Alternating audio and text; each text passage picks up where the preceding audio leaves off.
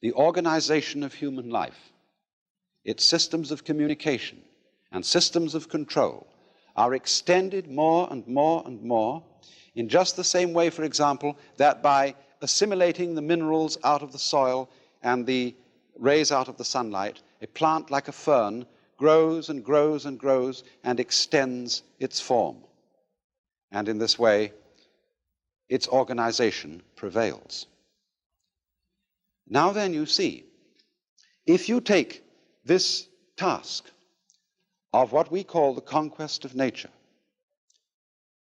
the task of making order victorious over chaos or randomness, if you take this seriously, you will look upon it as warfare. And you will firmly believe that the most urgent thing that there possibly can be is to make order prevail over randomness, to make good prevail over evil, to make life prevail over death. And we find that when we are in a contest of this kind, a serious warfare game of this kind, and we take it seriously, we are involved in it in a very deep and bitter sense. Now, the difference of Buddhism from science as a form of knowledge is that in Buddhism, it would be said that this view of things, this view of the task of life as making order triumph over disorder, leaves something out.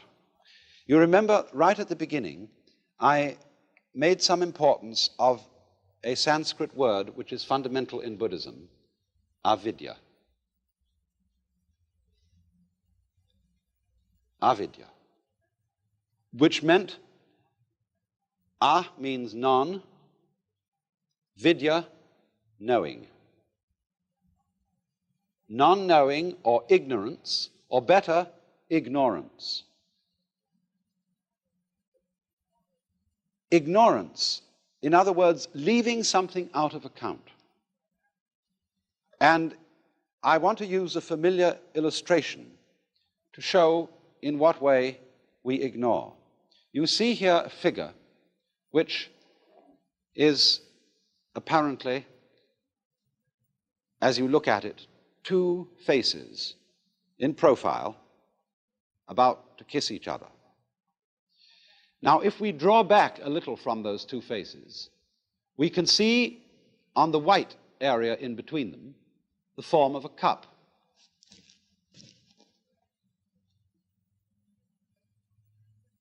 But the interesting thing about this is that as you look at it, you will either be able to see the form of the cup or the form of the two faces in profile, as it were, about to kiss each other.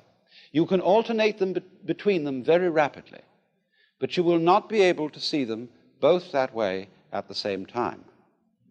In other words, either the white must be the background and the black the figure on the ground, or else the black must be the background and the white cup showing up on it. And so in this way, we are unable to see, really, we can think it. After a while, we can get accustomed to the idea that the figure and the ground, the black and the white, are mutually necessary to each other. In that figure that I showed you, you could say both the cup with the stem and the two faces are there. But our ideas about them, our concepts, are mutually exclusive, and we cannot see them both at the same time.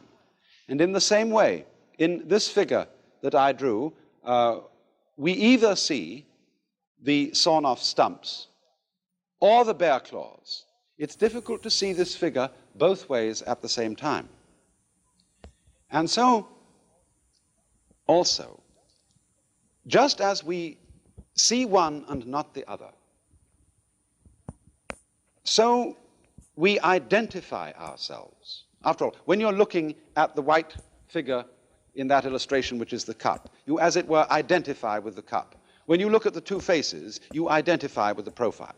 So in the same way, when we experience the world around us, we identify with the subject, the knower. We don't identify with what we see. But as a matter of fact, if there is nothing seen, there is no experience of a seer. If there is no seer, there is no experience of anything seen. They both go together in the same way as the black and the white. And this idea that the yes and the no, the black and the white, the inside of a class, say we draw a square as representing fundamentally the idea of class. I can't have a square which doesn't have both inside and outside. They go together. And in Buddhism, this going together is called shunya.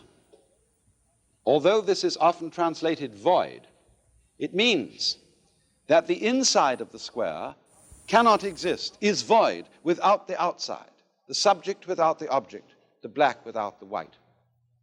And this, of course, is represented in this fundamental Chinese figure of the yang, or the positive principle, and the yin, or the negative principle, like two fishes, constantly circulating, going round and round and round and round in the alternations of life.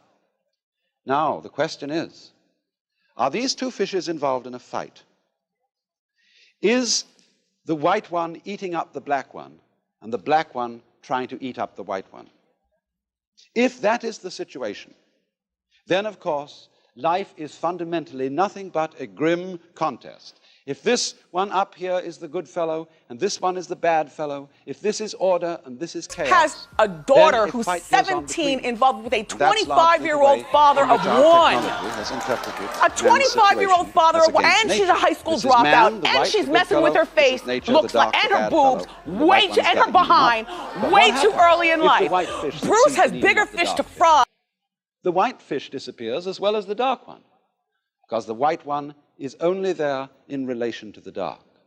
So then, if these two fishes, as it were, wake up, if this one wakes up and this one wakes up, which is called awakening in Buddhism, they realize they're one. In other words, they go together. They're inseparable from each other. And this realization is that experience, which is called in Zen Satori, or in Buddhism, Bodhi, awakening. This sudden dawning on our consciousness that life is not really a contest to make yes triumph over no, to make the positive triumph over the negative. The two sides go together. And then one sees in this strange way that underlying all that is negative in the world, all that is in a way painful and evil, there is a kind of necessity to it. It goes with the good. It is necessary for the good. Disorder is necessary for the manifestation of order, just as you must have, say, a black background to show up a light figure.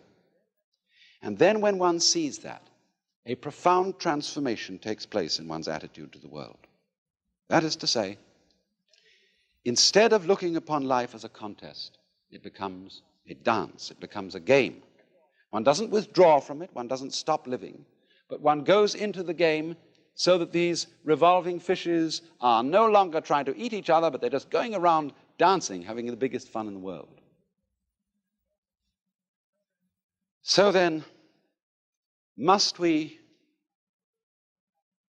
have fixed in our minds the idea that all the forms and patterns of nature are simply methods of attack or defense, that they're devices for camouflage, that they're simply lures for sexual attraction